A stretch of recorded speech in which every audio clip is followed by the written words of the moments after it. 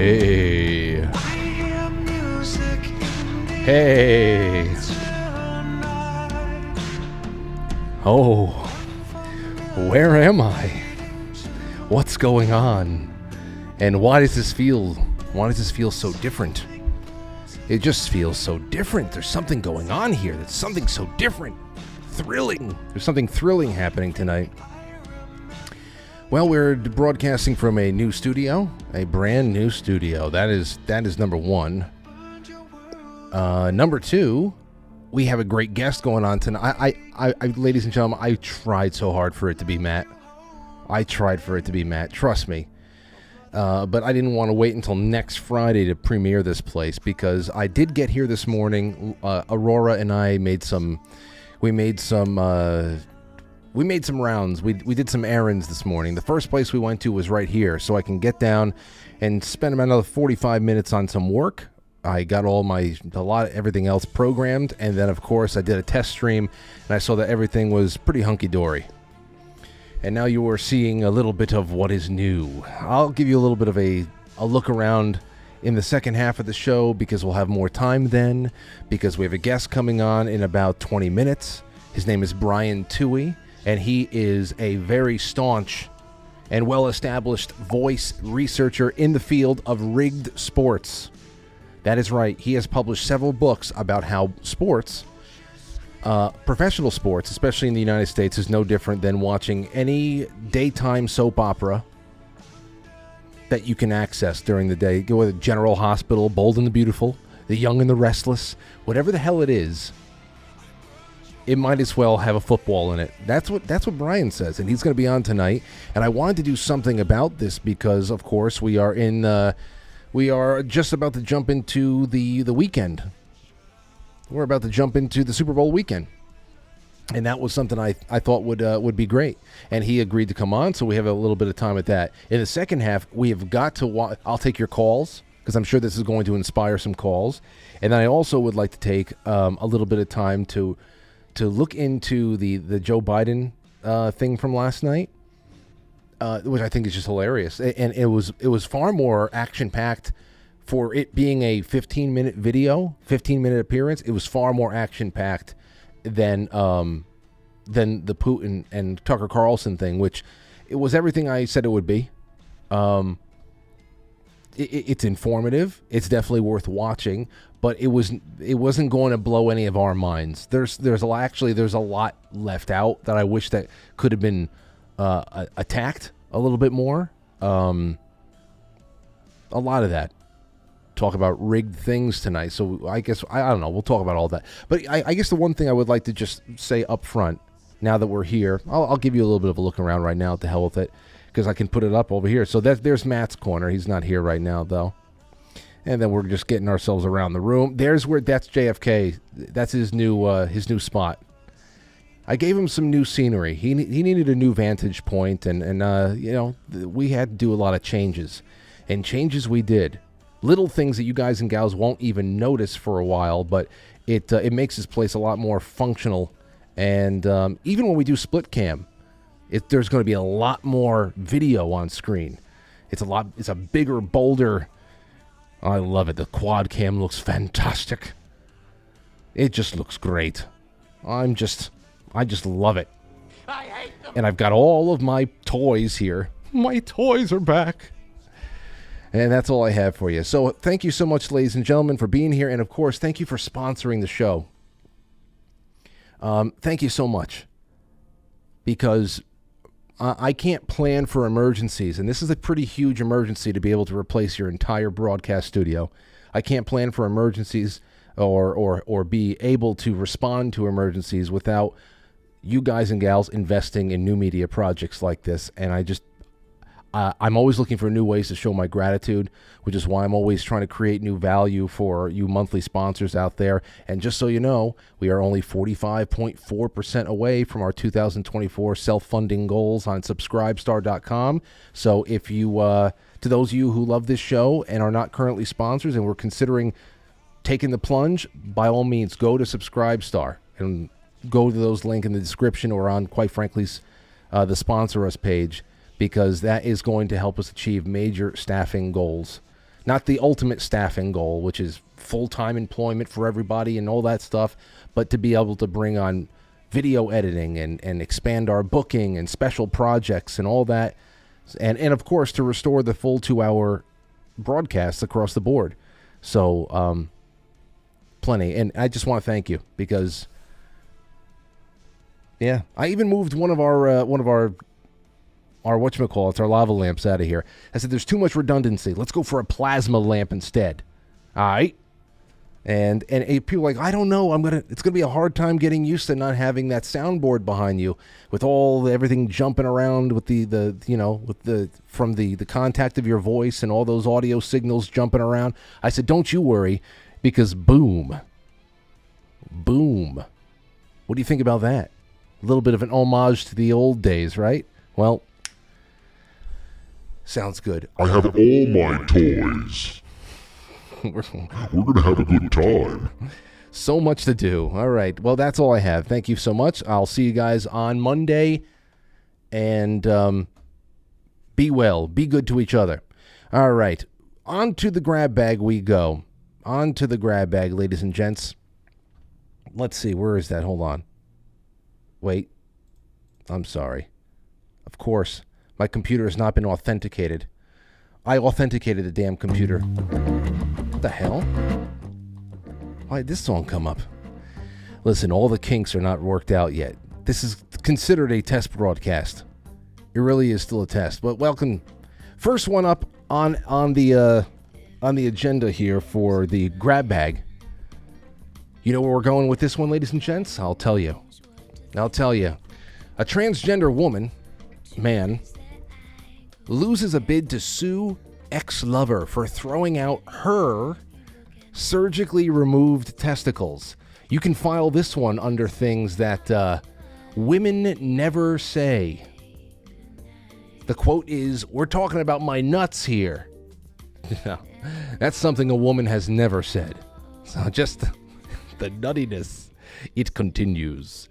It's not going to slow down until a big wall's hit. A transgender Michigan person who sued her ex-boyfriend, so they're gay, for discarding his surgically removed testicles, had his case tossed out by a judge who also rejected the ex's counterclaim of being humiliated by the case.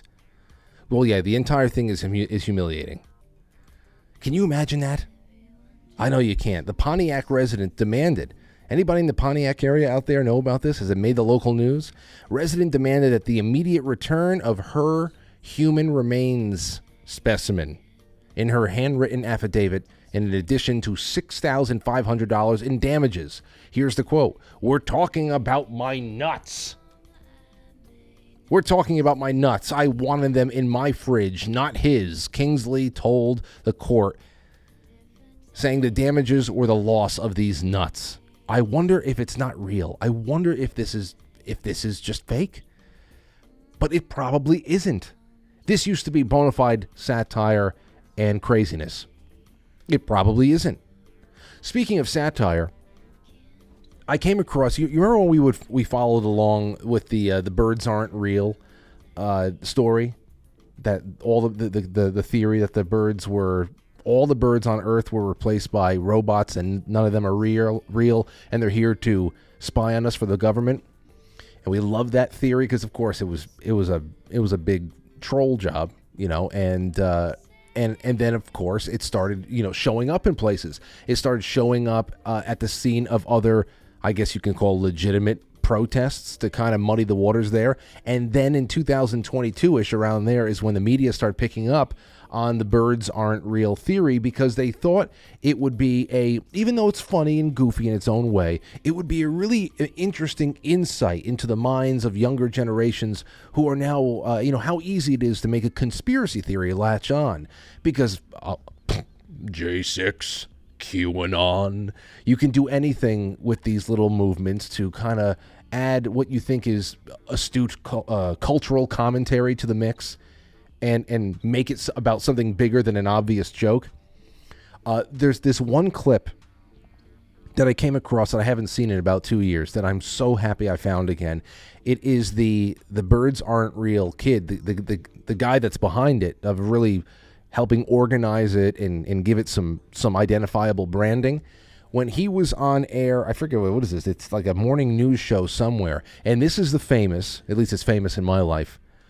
This is the birds aren't real puke interview, where he pretends that he's so nervous on television that he starts puking, and I just want to share this with you because why not? It's Friday night. Birds Aren't Real movement. He joins us now. Good morning. Thanks for being with us.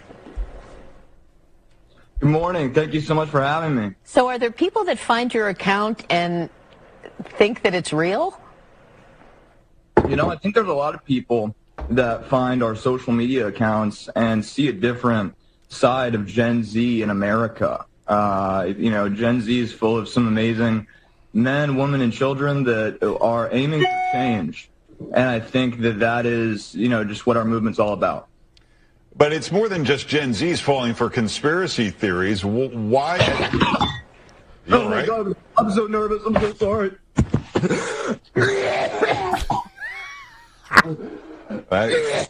Well, we hope you're okay. Why don't we give you some time to collect yourself? If you need help, let us know in the control room there. You got it. You got it, pencil neck. I love it.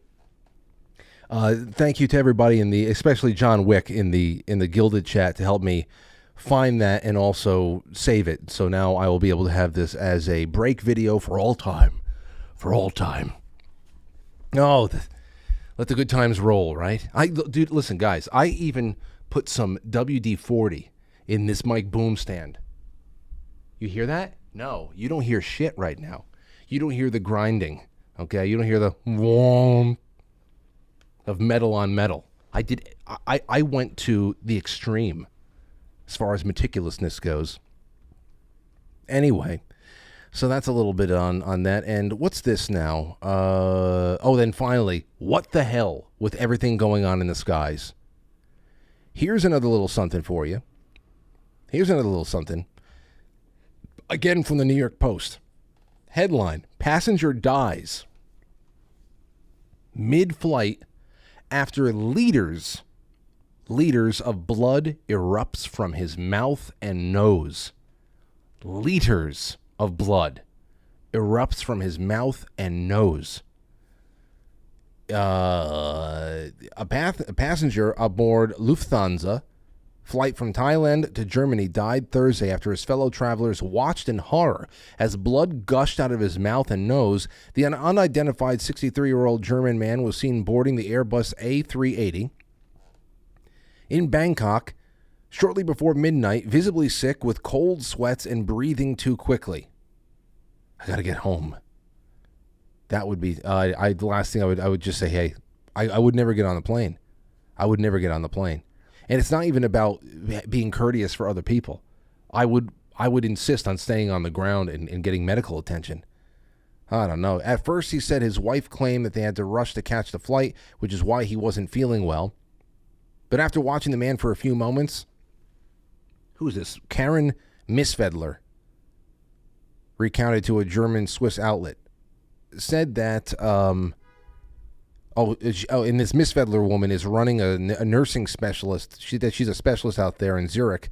She said she informed the flight attendant that he needed to be examined by a doctor. A young Polish man answered the call, but he reportedly only asked the man how he was feeling, felt his pulse, and said that he was okay. Obviously, that doctor's not worth a shit. Can you imagine being a doctor saying, "Don't worry, I'll take care of him," feeling his pulse, saying, "This man's okay," and then immediately he starts gushing liters of blood out of his mouth? I mean, I hate even to make a joke. It's not a joke. It actually happened. They gave him a little chamomile tea, but he already spit blood into the bag that his wife held out to him. Soon blood started spilling out of his mouth and nose. It was an absolute horror. Everyone was screaming, Martin said. He claimed that the man lost liters, some of which splattered on the walls of the plane. For about half an hour afterward, flight attendants tried to perform CPR. Oh, well, obviously you have to use one of those masks. When he finally went still and the captain announced the man's death, it was dead quiet on board. Staff then carried the man's body into the galley of the plane. As it turned and headed back to Thailand. Oh my gosh.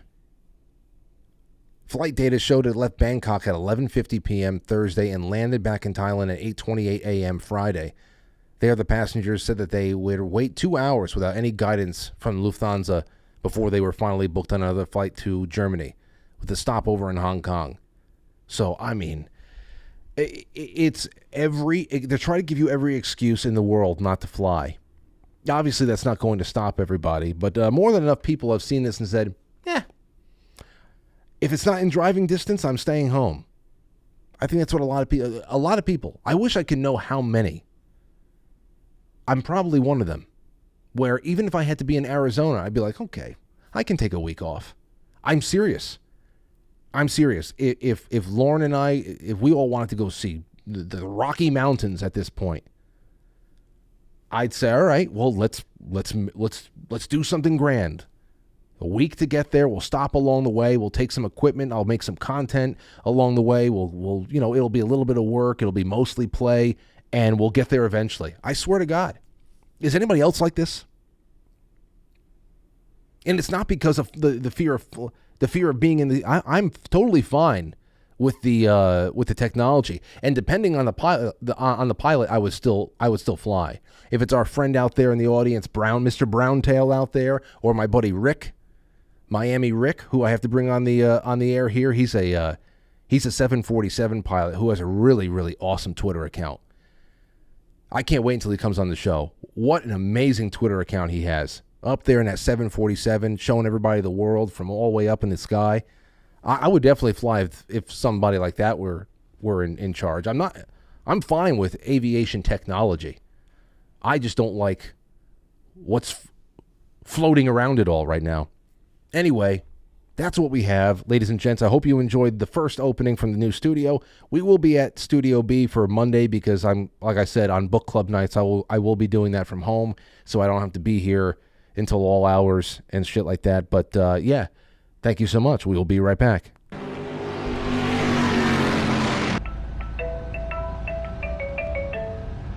Go ahead, Watchtower. This is the Joker speaking. You're tuned in, quite frankly. When you see the ants, remove your pants.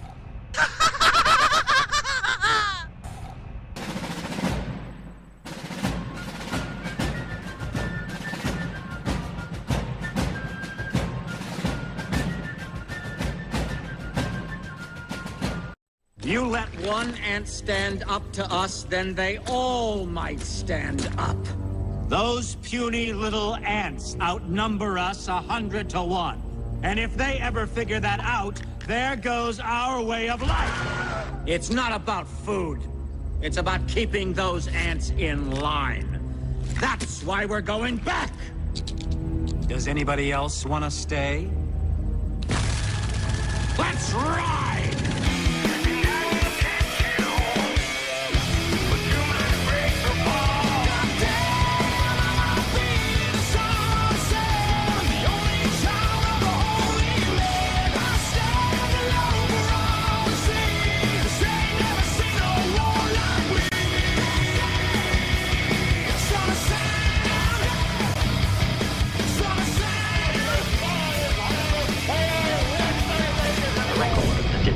Piece they're going to play this evening. All right. Ladies and gentlemen. Okay. So this is a good one tonight. Now, like I said before, we have a quite a bit that we are doing. We're talking a lot about rigged things lately, if you know what I mean. But before we do that, before we do the bigger rigged things in the you wonder about elections. Can they rig Super Bowls? Well, you have to imagine that's a lot smaller of a production, no? A lot smaller of a production. There's a lot less involvement from the general public other than just watch and put some money down and order some pizzas. But I want to talk a little bit about that tonight because, first of all, last night with the whole Putin thing, like I said, it was worthy of a watch, but we got everything that I thought that we would get. The Nord Stream comments were on point. the history about CIA coups in Ukraine, broken promises, the NATO encroachment, jilting Russia in the year 2000 on potentially joining NATO, which what the hell is the point? When Putin's talking about his remembrances of discussing potentially joining NATO with Bill Clinton, what is the point of Russia joining the organization that was created to protect the world against Russia? It's just so stupid, but everything's so stupid. Everything's ridiculous. But there was nothing on social engineering. There's nothing on biolabs, though there was plenty on Nazi bashing. Crickets on the origin of Bolshevism, though. So we had a little bit of that, a little bit of this. But the far more interesting thing was the very short White House announcement around 8 p.m. or so. Far more action-packed because it looks like they're actually about to jettison the old man. Now, I could be wrong because I was ready to put down money in 2020 that he wasn't going to make it to the first debate. That it was going to be the big switcheroo. But I don't know. I have never seen the media dogpiling like this before. It's early enough in the year where this might just be the time that they all jump. I don't know what it is. So I'm going to take your calls on that later on. But we'll have to do that in the second half. But speaking of rigged things, as I asked before, if an election can be rigged, then what about a Super Bowl? Well, tonight, we're going to be talking with a special guest. His name is Brian Tuohy. And Brian, hold on a second. Wait a second. I think he's coming in. Hold on. Yeah, and Brian is a really interesting situation. He's a really interesting guy, an author. He is the author of, I think, 4 or 5 books, and perhaps the only leading expert on game fixing of sports in the world right now.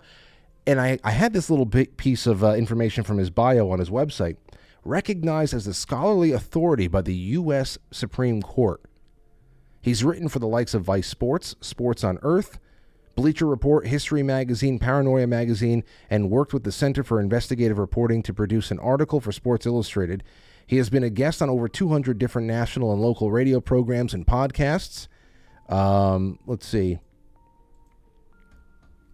A podcast and has spoken at Florida State University, the Walter Cronkite School of Journalism at Arizona State University, and Columbia College Chicago. Despite all of these accomplishments, the national sports media, by and large, ignore his work. And why the hell is that? Well, I want to talk to him right now. His latest book is The Fix is Still In. That can be purchased on Amazon or on his website, thefixesin.net. That has been included on the description of tonight's episode. And he's joining us right now. What is going on? Brian Tuohy, how you doing? Good. How are you doing tonight? Oh, I'm doing fantastic. Hold on. Let me turn down this damn music. There we go. All right. So it's great to meet you, man. It's great to have you on. And, of course, it's just perfect timing because we are knocking on the door of Super Bowl weekend. And what do you do to prepare for the Super Bowl? Is it like watching a movie? Do you even put money down? Do you know how to bet better? How do you approach this? Well, this year, actually, all I did was put some money down on some squares. Me too. Like a family pool. Yeah, me too. Last year, I bet on, I forgot, it was 3 things. But I won my parlay.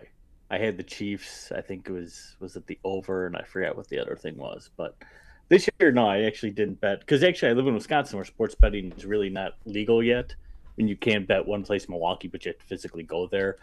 And last year I bet because I was working down in Illinois, so I could bet through an app there, which is bizarre that, I drive 20 minutes from my house. It's legal to bet, but I'm sitting in my house. It's illegal to bet. So yeah, see, that's one of those things. There's state to state. It's a lot different. There's still dry states out there. There's a lot of that going on, and gambling is one of those things that you find it loosening all over the place. Just because states are desperately looking for new sources of revenue, so they're just kind of saying out with all the morality stuff. But anyway, because I only have you for a little while tonight, I really want to get down to this, but there's a couple of questions I have up front. Can you quickly talk about the United States Supreme Court? I read this in your bio, recognizes you as a scholarly authority. Do they recognize you on the subject of game fixing, or what was this acknowledgement from? Well, essentially, what happened was when the state of New Jersey sued to basically be able to legalize sports gambling in the state, they had to repeal this law known as the Professional and Amateur Sports Protection Act, or PASPA. And that was the law that granted the state of Nevada kind of a monopoly to have sports betting. And so when the case wound up in the Supreme Court, the American Gaming Association, which is basically the big lobbyist group for all the casinos and whatnot, used my book Larceny Games as basically a piece of evidence saying that this is, these are the things that are actually going on in sports and sports gambling and game fiction and what the FBI had done to investigate all this in the past. And so using my book as a piece of evidence made me a scholarly authority because that's what it is. That's interesting. The funny thing is, I had no idea it happened. There's a law professor friend of mine sent me a text message. He's like, "Hey, did you know now you're a scholarly authority?" And I said, "What the hell is that?" Oh, then he man. explained it to me. So, but No, I can put it on my resume. Absolutely, you can, and I'm glad you put it on your website because that's an amazing thing to talk about up front. I mean, well, let's just start with something a little bit more general. From what you have looked into and what you have, what's the most fixable, the most regularly fixed sport there is, at least in modern day? In modern day, It'd either be tennis or soccer. Tennis, huh? And tennis is one of the most corrupt sports in the world, far and away. Soccer may actually be above that, but tennis you have to get to one person. It's like a boxing match. You get to one side, you have the fix. The fixes in with the match. Soccer is a little more difficult because obviously there's 11 players on the side, but soccer match fixing is so prevalent, and the guys who do it are so good. They can literally fix matches where they say we want this game to end 3-1, and that's the way the game will end, 3-1. And the funny thing is, the thing that blows my mind, and the thing I think American sports fans don't think about, is around the world, around the globe, match fixing is all over the place. Like you say, it's in tennis, it's in soccer, it's in cricket, it's in rugby, it's in badminton, it's in baseball leagues in the Far East. It's all over the place. And yet it supposedly never happens here in the United States. It's like the one crime that's global, yet it doesn't occur within the United States. And if that's the way you think, it's just laughable because it has to be happening here. I mean, there's so much money bet. I mean, what they say, what's the stat I saw the other day? How many billion we're going to be bet legally this year on the Super Bowl, and people think that money could have zero influence on the game or the outcome. It's absurd. I know. I see. I think about it, but then I start thinking. My whole thing is this, and you bring up a great point about why something like tennis could be so easily latched onto. When I'm thinking about the logistics of something like rigging a sport or rigging the outcome of a competitive situation. Individual sports, bowling, boxing, horse races, I can see that being over the top easy. Then, of course, you have team sport. When it comes to team sports, you have things like point shaving, which is pretty subtle. You don't even need somebody that is going to win to lose. You just need to be able to, keep it close or with, working within those point spreads. But how does one rig a team sport that is played at fast paces? That is, it's just, I think about all the people who would need to be recruited for an effort like that, and it boggles my mind. And I think that's why a lot of people walk away from the concept. Well, I think it is too. But I think, again, if you look at soccer, soccer is the same amount of players as an NFL game, right? 11 on the side, 22 guys on the field. And granted, it's not exactly fast-paced of a sport. But, there are without a doubt, proven instances where hundreds of soccer matches around the world have been corrupted and been fixed. And like I say, they've fixed it to where they fix for an exact score, but sometimes they fix it, for one team to win. Sometimes they fix it for certain penalties, penalty shots, what have you, certain events within the game.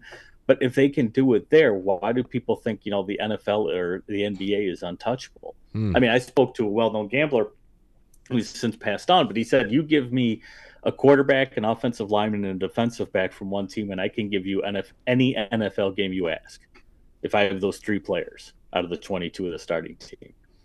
And I think you could do it with just one. I think if you had an offensive lineman, you could fix an NFL game because if he doesn't block, if he holds it blatantly on certain times to get certain penalty calls, I think he can totally disrupt an offense and alter the outcome of a game. So you're talking more along the lines of sabotage, because even if you had the quarterback, game fixing. Yeah, it would have to be about one side deliberately underplaying. I would have to imagine that would be the most common thing. You know, something along the lines of the 1919 World Series or whatever. But you know, let's go with this then. A recent incident. Let's go to 2020. I'm sure you listened to it. You've probably done commentary on it constantly. Dwight Smith, when he shocked so many people, he called into that radio show, that sports radio show, I don't know, maybe down in Florida or something, and he went in all on, this is scripted. They know what's going on before every season. Planned out like the WWE, storylines, MVPs, championships, all that. Have you ever been able to interview players who concur with Dwight Smith in claiming that it is that meticulously planned? To be honest, I've never tried. Okay. Because, I mean, one of the things is it's like, you know, throwing darts at a dartboard. I mean, how do you know who's going to talk, who would be honest when they talk to you, and who would, you know, even accept such an invitation? So I really haven't tried. What I've done is through my research and through what I can prove and what I've seen in other books, what I've gotten through the FBI files and that sort of thing. Because, like I said, you know, speaking to athletes, you could speak to 1,000 of them before one is open and as honest as he was in that interview. And there's always the question of, was he really open and honest, or was he just messing around with those guys? To me, it seemed like he was open and honest because they were kind of befuddled by his responses and he wasn't backing down. But then there's a guy like, you know, who was it, Arian Foster, who's on Barstool Sports, who I think what he was saying, he was just trolling everybody who thinks this. Right. So, you know, you have to kind of, it's hard to pick and choose. And if you don't have, you know, direct access to certain guys, you're never going to get them to talk. And again, even if you do, it doesn't mean they're going to be honest with you because they have a lot to lose.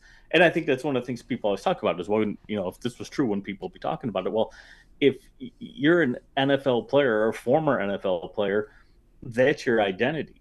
And if you don't have solid evidence besides saying, well, I know this was fixed because I participated in it, but if you don't have solid evidence, who's going to believe you? Because I think, you know, if Peyton Manning came out and said, well, I threw the Super Bowl, everybody would line up against him because they'd be like, where's your proof? And I doubt he could produce any. So if he can't produce any, where's that going to go? And I think that's why nobody talks about it. What have you been able to get from the FBI? You mentioned the FBI. Were you personally writing out FOIA requests for one thing or another? Oh, yeah.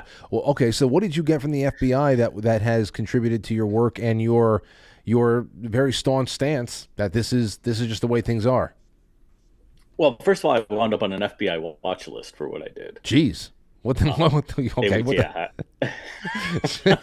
I filed so many requests. I wound up on a list. There was myself, and I think it was 30 some odd other people, two of which I knew, oddly enough.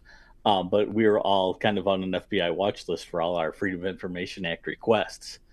But essentially what I found in these files was back in and I know it's dated because it goes more to the 1960s and 70s, but the FBI had very credible evidence against basically all the major sports leagues, whether it was the NCAA in football and basketball, the NFL, the NBA, and Major League Baseball, of instances where games were likely fixed by players, sometimes coaches, sometimes referees. But there was at least, I'm trying to remember, I think it was at least 5 Hall of Fame players that were named directly in the FBI files as being involved in fixing games. And the problem with the FBI is they would have this very credible evidence, and they would hear from their informants that, you know, player A was going to work with this bookie and they were going to fix this game, and the game would go exactly the way it was predicted. The only problem is if a quarterback has a bad game, can you prove he did it intentionally, or was it just a bad game? Mm-hmm. And that was the problem the FBI ran into, is they couldn't necessarily get the wiretaps and the things that they needed in a timely fashion to prove these things were occurring, but all their evidence had pointed to it. But, you know, the FBI had bigger fish to fry than figuring out if, you know, last Sunday's game was fixed or not. But you read the files, which is what I did and what I put in my book, Larceny Games, and you come away with knowing for sure that games have been fixed throughout the years and that all the leagues are lying to their fans when they say this has never happened. And then, of course, there are instances where you see the full weight of government investigation get called into play when it's steroids in baseball. So you'd think that why wouldn't there be any kind of federal interest in whether or not the NFL, which culminates with this this Sunday, which has become a little bit like a national holiday, why there wouldn't be any interest there. So that's odd. But and one thing too, just to close this out, is what people don't realize too is that the FBI no longer investigates for fixed games. They're mandated to do it. The law that exists, which is called the Sports Bribery Act of 1964, basically says it's illegal to bribe a player, a coach, or a referee to alter the outcome of a game. So it falls into the FBI's purview that they should do this, but they're not looking for fixed games. They're not actively seeking it out. The only scandals that have come out recently, which is like the University of San Diego scandal, and what was it, like the Toledo, I think, football team scandal, even Tim Donaghy for that matter, those all came out of other investigations. It's just like information fell into the FBI's lap and they said, oh, well, I guess we got to look into this. And so they did, but they're not actively seeking this stuff out like they were back in the 60s and 70s, because around mid-1980s, they got tasked with the war on drugs, and they figured, well, forget this, we're not doing this anymore. And so they don't.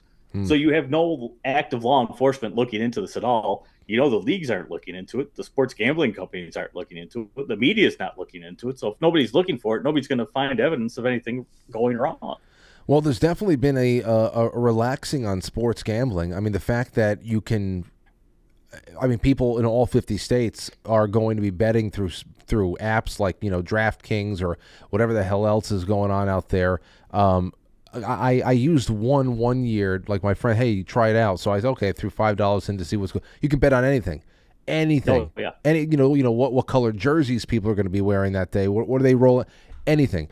And of course, if your state has some kind of laws against it, all you need is a VPN, and you're it's in another state. It just doesn't matter. So you can see that there is definitely there's not a lot of impetus put on trying to really control this, because the ability for people to engage in the gambling only keeps expanding. One thing too, like you mentioned, with how you can bet on every little thing in the games. Going back to what's happened in Europe and elsewhere around the world, is they know there are instances of what they call spot fixing. And that is like these type of bets where you can bet, like in a soccer match, on who will be the player who has the first penalty. Well, they'll basically pay off a player $10,000 and say, you go commit the first penalty. We're going to bet heavily on it, make money on it.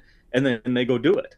And the same thing like with tennis, they'll be like, look, you don't have to lose the match, but lose, the second game of the second set, and we're going to bet heavily on that. And then they'll go out and blow that single game within the match and let the rest of the match go as, normally planned. And that's what's happening, is they're, literally betting on balls and strikes in baseball, but they're also influencing players to throw certain balls and certain strikes on certain pitches because they're gambling on it. So, these in-game bets and these statistically based bets are really the easiest things to fix. They're easier than even fixing the outcome of a game. And again, nobody's looking for it. Nobody's asking questions about it. Nobody's raising red flags. Okay, so then more specifically to the Super Bowl, because this is coming up in a couple of days. Is there a physical script from what you have the things you've learned? Okay, there's not a physical script. There's no mandates. So maybe Dwight Smith is being a little bit facetious at that point, that everybody's essentially assigned a role in that year's play.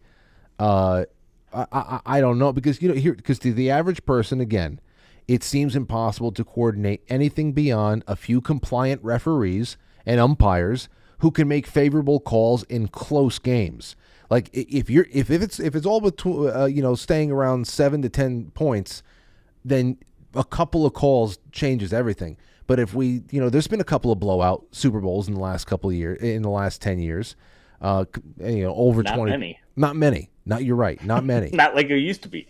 But so it is something where it does seem like you only need a little bit of compliance with the referees to keep things in orbit. And then there are, I don't know if you get into this, you probably do, because your website is a wonderful repository for strange tweets and, weird plays. And there are there are YouTube channels that have close to 1 million subscribers right now that document plays that they believe, look, it's nonsense. That you're in a straightaway, you stop, you allow yourself to get tackled, deliberately missing tackles. I mean, there's a lot of spooky shit. Oh, there is. There's a lot of spooky shit that happens throughout the year, not even in playoffs, but it's spooky. Well, and like I say, I don't think myself, and I could be wrong. I mean, I've done research on this, but I don't know everything.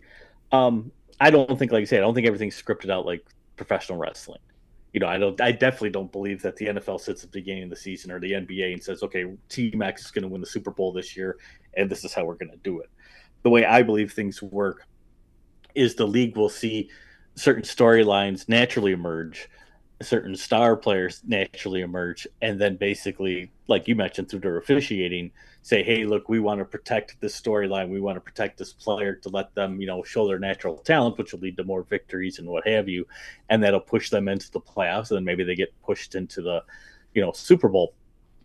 But at the same time, I do believe you can get two players and get them to lay down in games. I mean, I think it's happened, like you said, with certain videos. I mean, you see guys giving zero effort on plays. I mean, everybody sure could take a, play off, but on certain times, in certain big games, like even the Lions 49ers game 2 weeks ago now, you could see Chase Young not care one bit, not try to tackle the running back who was running into the end zone. He just like watched him go by.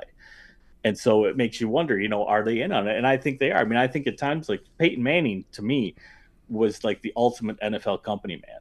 I think he threw certain games for the NFL, and he got rewarded with certain games by the NFL for doing just that. I mean, and I think there's other players who have benefited in such ways as well. Because, I mean, let's face it, players in all these leagues are human. They all have weaknesses, whether it's money, whether it's their own gambling problem, whether it's drugs, whether it's women, whether it's men. Whatever it is, there's a lot of ways to get to a lot of people. I mean, the mafia has proven that throughout the decades, that you can do these sorts of things. So who's to say the leagues with their own private investigative forces, which they have? I mean, the NFL has its own little NFL FBI known as NFL Security. NBA has the same thing. Major League Baseball has the same thing. Who's to say they don't dig up dirt on these players and use it against them and say, look, we can make this public or we can keep it private. Which do you want? Do you want to play along with us and play our game? Or do you want to, be blown up in the media for being a steroid user or a spousal abuser or what have you? And yeah, it seems like there's a lot of that on everybody, especially in the NFL. So then what you just said there brings up another question that I think is actually pretty valid, and it was asked of me when I had first brought up the topic of rigged sports about a week and a half ago after the AFC and NFC championship games were played. And the question was, you have the star power, of course, of the Chiefs, the defending champs, and of course there's a couple of really big marquee players there. And of course, added on to all that this year is the Taylor Swift angle and all that shit. So I knew that no matter what, there was going to be no way the universe was going to disallow them from having another shot. Didn't matter how good the Ravens were during the year. But why wouldn't, if we're talking about scripting and we're talking about the best possible product for the bettors and for people at home, the WWE entertainment value, why wouldn't you have the perennial underdog Detroit Lions be the bigger headline grabber than the 49ers? Why not? That's what I would, if it were rigged, I would say, hey, let's go with this amazing resurgent, usually horrible Lions team that is now up there against the defending champs that made a miraculous turnaround, and they have a tight end with a superstar girlfriend. It's like, if you're really scripting it, why would you leave the Lions out? Well, it's one of those things, I think, too, at certain times. I think the Lions 49ers game, almost like the Super Bowl this weekend, is kind of a can't lose for the NFL. Sometimes certain teams, like you say, the Ravens, Chiefs, I think you had a lot more going for the Chiefs than you did the Ravens. But with the Lions and the 49ers, I mean, I think Brock Purdy, the 49ers quarterback, has kind of become like almost, in a sense, the new Tom Brady. He was Mr. Irrelevant, the very last draft pick in the draft. He's this humble, kind of aw shucks type of guy. And here he's becoming, like almost a superstar without trying to be a superstar. And I think that sells very well to a certain demographic of NFL fans. And again, had the Lions made it, you're right, it's still a great story. But one thing, and this was put in the New York Times probably, God, maybe 2016, 2017, somewhere in there. But the NFL said, our ratings go through our quarterbacks. Our quarterbacks are our marquee attraction. That's what we sell. And that's what people tune in to see. That's why you don't get a lot of hype around wide receivers, running backs, defensive players. Yeah, they get mentioned, but it's really, it's this weekend is Brock Purdy versus Patrick Mahomes. That's the matchup. That's how a lot of these things are built, like almost like heavyweight fights. It's the quarterback versus the quarterback. The rest of the team be damned. And I think Jared Goff, the Lions quarterback, doesn't excite anybody about anything. And so I think Brock Purdy, again, I think he's a much better story, and I think he's a better storyline. Now, again, the Lions in a whole are a good story, but if you think about it as the quarterbacks, Brock Purdy's story is way better. Okay, so listen, I know we only have a couple more minutes left, and I really appreciate the time you spent with me tonight. So I wanted to get into, I guess one last thing is, if you were going to put, but not buy boxes, but if you were going to put $100 down, based on how you analyze these stories and patterns in the past and what you think would be a determining factor in influencing the outcome of the game, who would you put the money on? 49ers. 49ers. I think it's the Brock Purdy story. I think that's more. I think Patrick Mahomes has been established. I think Taylor Swift's going to be at the game, which the NFL is thrilled about. And I don't think they really care that much whether or not the Chiefs win or lose. I think it behooves them more if the 49ers win. And again, I think this weekend's game is kind of a can't miss either way. Okay. I think you could shape the narrative either way. But if I was going to bet on it, I would take the 49ers. See, one way or another, for me, this only makes it even more fun for me, because now I'm looking for suspicious plays, and I'm already just hanging out with my friends, and we order a little food, and we bought a couple of boxes, and it's one night in a whole year, and que sera, but. Well, and that's the thing is, I never, with all my research and stuff, I've never told anybody don't watch, stop watching. I mean, I think that's one way to make these leagues change and make them more credible is if fans backed off, the leagues might change because it's all about the money. But I just want people to be more informed when they watch. Realize, look, what you're watching is essentially a television show. It's sports entertainment. It's the same as professional wrestling, legally speaking. There's no real difference between either of them. And the leagues can legally fix their own games, whether it's just to keep them close or whether it's to influence the outcome. And if you watch it with that perspective that this is a business and they're putting on a product and the product is the game, then you see these games in a whole new light and it changes the way you watch them. But I think for the better. When do you think that this became a lot more pervasive problem, like across the board? When was the last year that you would say, around the last year, that that across the board professional sports was really just more so than not about who's got the better team and how hard they're going to work to win? Decades. Really? I mean, I think one of the first major games that was influenced by the league itself was Super Bowl III, which was 1969. Oh, man. There's so those poor Jets fans over here, they can't even hang their head on that one. Oh, my gosh. No, because it meant too much to the league. It meant too much to the merger between the two leagues to have the Jets win that Super Bowl over the Colts. That I think they forced that game into being and gave the Jets the win to legitimize what was the AFL at the time. I mean, but I think it goes that far back.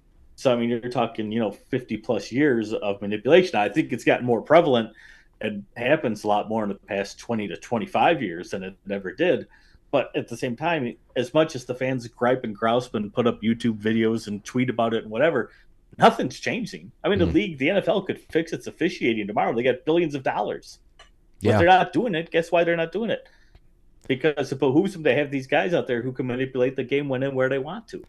And I'm looking at your website right now, and I see that Super Bowl, the 1969 January 12th Super Bowl, that's number 3 on your top 10 of biggest fixed games. But number 1 is something that I've had many people in this audience make comments to me about that over the years too, when this subject would come up too, and that is, of course, Atlanta Falcons versus the New Orleans Saints after Hurricane Katrina. The Saints just they become unstoppable, and everybody said, "Oh, that was a gimme." And I guess at the same time, it hurts me because I start rethinking about all the other moments that you have with your teams. You say that can't be fixed. It can't. The Yankees and Diamondbacks in 7 in 2001 can't be. They can't be. Is there anything that is allowed to just be? Anything? It's a good question. I mean, you tell me. To me, wherever there's money, there's corruption, right? Yeah. I mean, religion, business, government, you name it. There's big money. There's corruption right behind it. Why do people think professional sports are immune to corruption, immune to making money? That's why they put on the games, is to make money. I mean, it goes without saying, but that is one of the big things. Is a lot of people I've talked to over the years, if they're a big NFL fan, I could bash the NBA and say, oh, the NBA is totally fixed, and here's how it's fixed, and here's where it's been fixed, and this is why it's fixed, and they'll agree with me 100%.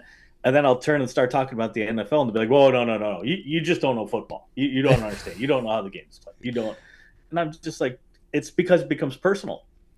And it's a mental thing for a lot of people. So you can't, like you say, certain people just can't accept that it could be their team and their player that, the fix was in for, because it affects you personally. And that's how the NFL and the rest of these leagues get you, is they've hooked everybody almost like drug addicts, because it does give you some pleasure when your team succeeds. I mean, it's a proven psychological fact that that's what happens. Oh, yeah. So I think when you start attacking people like that, yeah, you get that immediate pushback, because it's like they're taking it personally, even though I've nothing personal about it.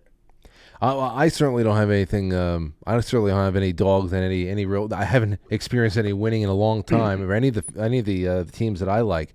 But there is one thing I want to ask you before you go, because there is another list that you have on your website.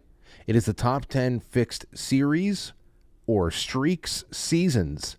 Like not just single games or championships, but the entire thing. And the number 6 on there was pretty interesting, because that was Tim Tebow, and you came at it from a standpoint that I never had really considered, because most people, the more common sentiment about Tim Tebow is that he was shafted and really given no good chances to thrive in the league because of his public displays of faith. But what you were saying is that he was actually given that chance of having the wind at his sails behind the Denver Broncos, just to create a little bit of a first round playoff magic. And then, I mean, what was the point of that? Money. I mean, what people forget is, like, for every Tim Tebow jersey that's sold, every team in the league got a piece of that money. So, I mean, and that's what a lot of people don't understand is, you go and buy a Chicago Bears hat, some of your money's going to the Green Bay Packers. You buy a New York Giants hat, some of that money's going to the Eagles. It's going to your rival's team, because the NFL shares so much revenue that everyone benefits.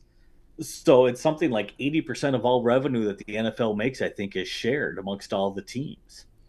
So with something like Tim Tebow, that was like lightning in a bottle. I mean, it was kind of proven pretty quickly that the guy, he was an athlete, but he wasn't a quarterback, and he wasn't a talented quarterback. And throughout that little run he had at the end of the season, I forget how many games he played, 8 or 10 games he played. He was 7-1, I think, when he's in his first 8. Yeah, they were getting breaks left and right. I mean, guys on the other team were fumbling, throwing interceptions. I mean, it was like the games were almost being given to him, because the Broncos couldn't even score. They were winning games like 16-13 because he was not good. But everybody was so caught up in the Tebow mania, and it was great for the NFL. It was great for the television networks. Everybody was making money off Tebow's back, Tebow included. And then, that's one of the things is you can't fake talent. So, I mean, you can't take a team, like you can't just randomly choose a team. That's why I don't think, things are scripted at the beginning of the season and say, hey, next year, whatever, the New York Giants are going to win the Super Bowl. You can't do that, because you can't fake it for that long. You can manipulate one game, maybe 2 games, and people won't take notice. But Tim Tebow's lack of talent, you can't hide for very long. It's going to be apparent. So you have to, the guys like the LeBron James, the Aaron Rodgers stuff, they have talent you can't fake, but you can protect it, and you can't allow it to thrive more than it should through officiating, and that's going to win more games and put these guys into the finals more often than they potentially should get. Well, then the last thing that I'll leave you with is a little bit of a counter and a question. based on the same list that you put out there, because this one was really interesting to me as well. And it was number 4. Tebow was number 6. Number 4 over here is the 2013 Boston Red Sox. And you preface it by saying in 2012 they were in last place. In 2014 they were in last place. But in 2013, which of course you have the Boston Marathon bombing, Boston Strong, all that stuff, they win the World Series, and it is, it's a big deal. But it's just out from the gutter and then back to the gutter the next year. Now, this is a 25-man roster. It is 161 games. Now, we'll put it this way: the Astros, the 2017 Astros, they were a decent team, and they still are today. But they were a decent team that was stealing signs, hiding electronics on their bodies, and they were already a competitive team. But how do you rig a 162-game season for a last-place Red Sox team and not have anyone blow the whistle? That's a really good question, because I don't really have a good answer.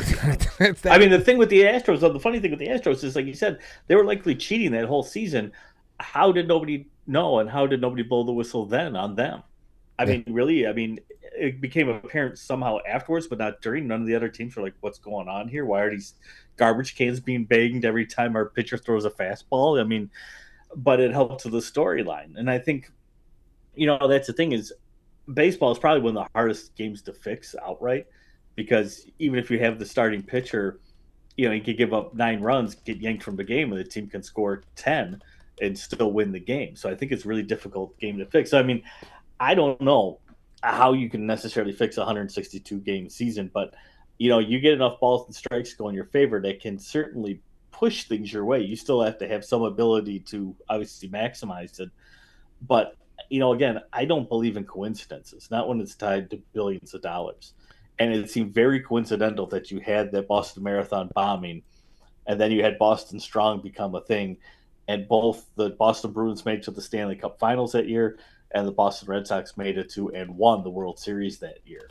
I mean, that's one heck of a coincidence. If that's really just happened naturally, good for them. But I don't believe it. I don't trust it. Gotcha. Well, hey, you know what? This is a great conversation, and it really sets the table for what is going to be a very fun weekend. And I got to say, thank you so much for being on here with me tonight, Brian. I'd love to have you back and talk about, I mean, there's so much that happens. And I can have sports conversations, but it's one of those things where it's just depending on who's in the room at the time, we can have a little bit of back and forth, some memories and whatever, this and that. But this is more along the lines of the things I like analyzing. It gives a little bit of a conspiratorial edge to sports, and that makes it cozy. So I would love to have you back sometime. And in the meantime, I hope people go to thefixisin.net and take a look at your all of your books, including the new one came out. You want to say something quick about that? Well, news book was The Fix Is Still, and that came out in 2019, I believe. I think it was released. And it was kind of a sequel to The Fix Is In, but you don't really have to read the first one, because the first chapter of the new one is kind of almost a rehash of the whole first one to get people up to speed. But it's more up-to-date kind of conspiracies and corruption that a lot of sports fans seem to overlook and forget about, but really have an impactful meaning on what's going on today. Indeed. Well, there's going to be a lot of people agitated. We will see. And thank you so much. I think I'm going to put all my money on the 49ers now. And if I lose, it'll be your fault. Yeah, exactly. Blame me. Send me the bill. All right, but you can send it to me. Well, I hope everybody goes and checks out your website. Thank you so much for the time, Brian. Thanks for having me on. I appreciate it. All right, take care. There you go, ladies and gentlemen. We're going to take a little bit of time, and I want to take some calls from you guys on this. See, and this is why the next thing that I'm replacing are the chairs. I just deflated for no reason. That one over there is in constant deflation. I'm telling you, it down to the chairs in here. And maybe that's just part of the flushing everything out. Flush it all out. Anyway, yeah, I know. That's it. What do you think, though? What do you really think? I understand money talks, money walks, and we're talking about billions here. But like with Tim Tebow, I remember that year the Denver Broncos were 1-7. He comes in, he goes 7-1. The Denver Broncos finish 8-8 and sneak into the playoffs. I think he wins a playoff game, and then of course they are. I don't know if he beats the Steelers or he got beaten by the Steelers. Anyway, the second round he gets smashed, and then he goes to the Jets for a little while, and he like runs that wildcat formation, and that was the end of Tebow. The next time I heard about him, he was doing either mission work or he was in training camp with the New York Mets playing baseball.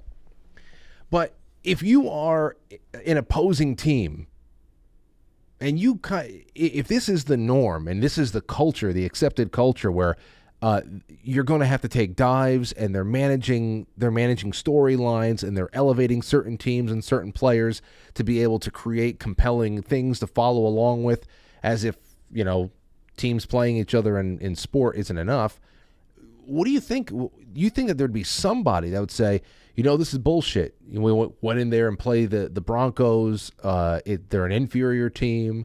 Tim Tebow's being given opportunities. I'm looking at people taking dives. Nobody says anything. You think there'd be a lot more people than Dwight Smith saying stuff. And then on the other hand, there are, like I said, there are those channels. There are those people out there. There's that compile just infinite numbers of spooky moments in sports, especially the NFL, where you just can't put your finger on why that just happened. Naturally, why that just happened. Especially since you're talking about people who've been playing this game since they were 7. I know brain farts happen, but not like this. It's like brain diarrhea sometimes. Anywho, that's it. That's it in the first half. What I would love to ask you to do now is follow me over to quitefrankly.tv, to pill.net for the second half of the show. I want to take some of your calls. You can talk about whatever's going on with this in the first half with the rigging and all that shit. It's just general corruption stories. That's not necessarily, you don't have to be a sports fan to think about that. We're talking about the rigging and the corruption across major industry. And of course, those industries build up narratives inside of society. They are very influential. It's not good to just completely dismiss them altogether. But then we have to go and we have to watch a little bit of the other rigged side of life. And that's something else. A little bit of the Joe Biden thing, a little bit of Michael Rappaport. Man, he has almost turned, I don't know how authentic it is. You guys can comment on that as well. But he's almost completely turned the corner now with the whole, coming around, forgiving much more with Donald Trump because of how bad he perceives Biden to be. It's incredible. No more herpes on his lip. No more herpes. He looks a little bit healthier. You let me know. We got a lot to do in the second hour, and I cannot wait to have you there. BRB.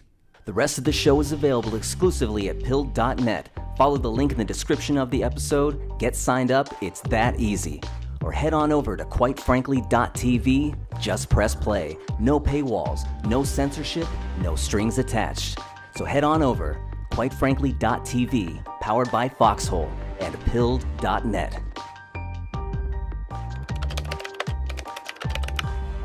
It's intermission time, folks. Time out to press the like button. Thank you. Ladies and gentlemen.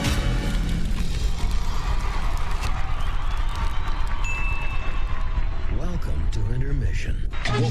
We'll be right back.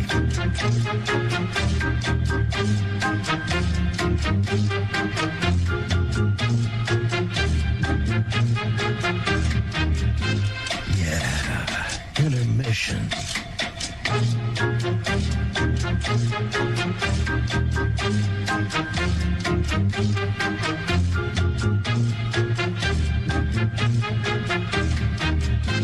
Yeah, intermission.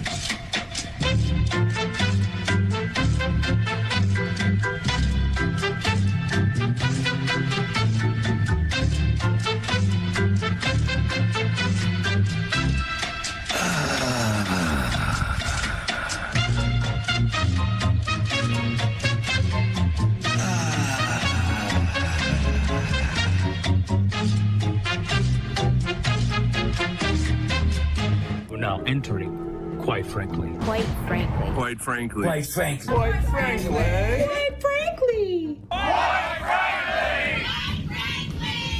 Quite frankly. Quite frankly. Quite frankly. Quite frankly. Quite frankly. Quite frankly. Quite frankly. Quite frankly. Quite frankly. Quite frankly. Quite frankly. We all support quite frankly. Not quite. Quite frankly. Let's go, Brandon. Quite frankly in Roma, Italia. Quite frankly. You going on Frank's show tonight? I want to get a Coke. Can I get a Coke? So everybody watch, quite frankly, with Frank.